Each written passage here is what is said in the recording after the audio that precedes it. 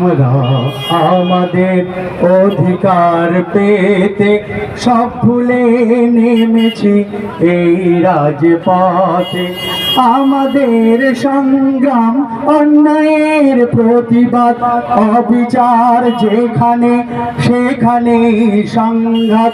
গরিবের অধিকার আদায়ের দাবিতে, মা বোনের ইজ্জত রক্ষা করিতে আমরা আমাদের অধিকার পেতে সব ভুলে নেমেছি এই রাজপথে।